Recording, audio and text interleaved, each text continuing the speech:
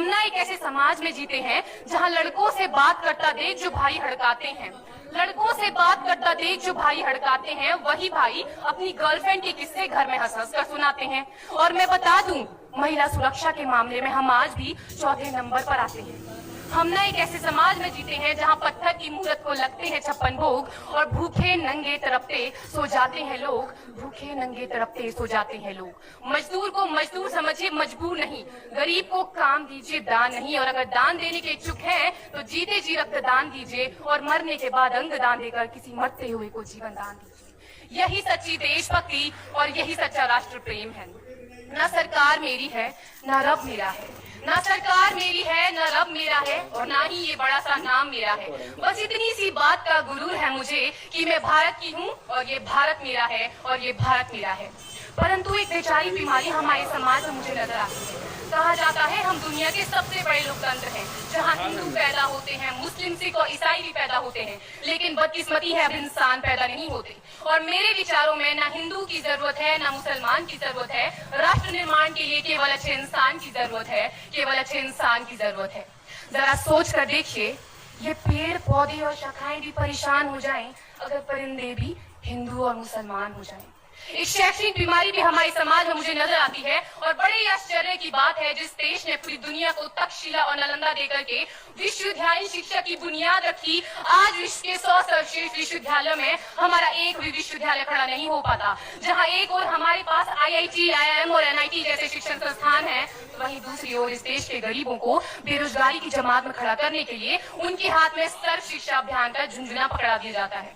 और मैं बता दूं, इस शैक्षणिक बीमारी का केवल एक कारण वो ये कि हमारे देश की शिक्षा नीति केवल 2 तरह के लोगों के लिए बनती है। पहले वो जो विद्वान है और दूसरे वो जो धनवान है।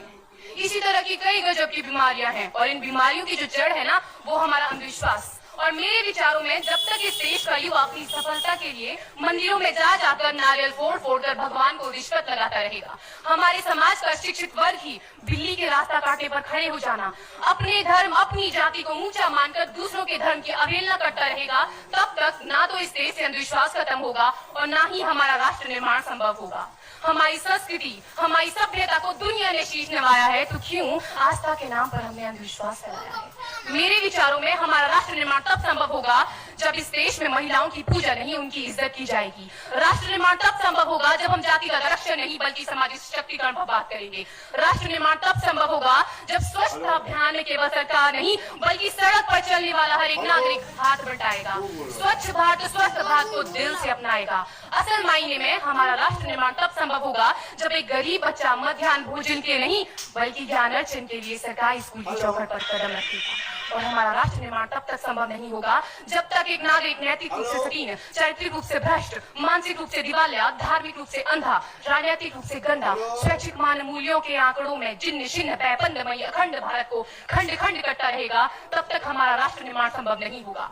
बड़ी बड़ी बातें नहीं, छोटी छोटी कोशिशें करनी होगी, क्योंकि ठोकर हमें पहाड़ से नहीं पत्थरों से लगा करती है। I being an Indian, I being a student, I being a symbol daughter of this motherland feel proud to be an Indian। और मैं सैल्यूट करना चाहूंगी सरहद पर दिन रात हमारी रक्षा के लिए खड़े हर उस जवान को, इस देश की पुलिस, प्रशासन और किसान को, और इस देश के हर उस व्यक्ति को जो अपना काम पूरी ईमानदारी, पूरी मेहनत और पूरी लगन से करते हैं, जिनके बिना राष्ट्र निर्माण की कल्पना करना भी असंभव सा लगता है। और आज इस मंच पर पूरी जिम्मेदारी के साथ मैं भारत की बेटी ये कहती हूँ कि हमारा राष्ट्र निर्माण तब संभव होगा जब हम सभी, मैं, आप, हम सब मिलकर प्रयास करेंगे, क्योंकि हमारे देश की जिम्मेदारी नहीं है हमें आगे ले जाने की, हमारी जिम्मेदारी है अपने देश को आगे ले जाने की, अपने राष्ट्र को आगे ले जाने की, अपने वतन को आगे ले जाने की। खुशहाली है कि हमने स्वतंत्र भारत में जन्म लिया।